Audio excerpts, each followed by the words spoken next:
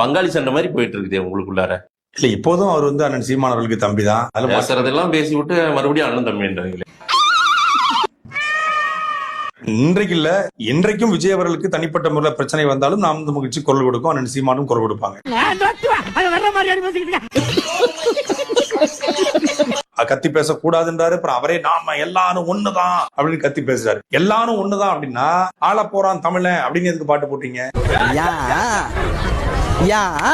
எப்ப இருந்து இந்த மாதிரி நீங்க விஜய் எப்படி ஐடென்டிஃபை பண்ண ஆரம்பிச்சிருக்கீங்க தெரியுமா? மாநாடு முடிந்த பிறகாக. மாநாடுக்கு முன்பு வரை அண்ணன் சீமான் பேச்சும் திரு சாட்டை துரைமுருகனுடைய கருத்தும் வேறவா இருந்தது. அது வேற வாயி, இது நாரவாயி. இல்ல உங்களுக்கு என்ன பிரச்சனைனா, நீங்க எதையோ எதிர்பார்த்து உட்கார்ந்து விஜய் கிட்ட, அவரு அதை பேசல. அதுதான் உங்க பிரச்சனை. கரெக்டா கட்டுட்டா. கூட்டத்தை பார்த்தோ, மாஸ் கிரௌட பார்த்தோ, அவர் பேசுறது கூட்டத்தை விடையா இல்ல. இது என்ன இது சன்னிலியோனுக்கு கூட்டத்தை விடையா? ஆனா எவ்வளவு வன்மம் உள்ள இருக்குன்றத தெரியுதுடா. இதுல இருந்து எப்படா தெரியுது நீங்க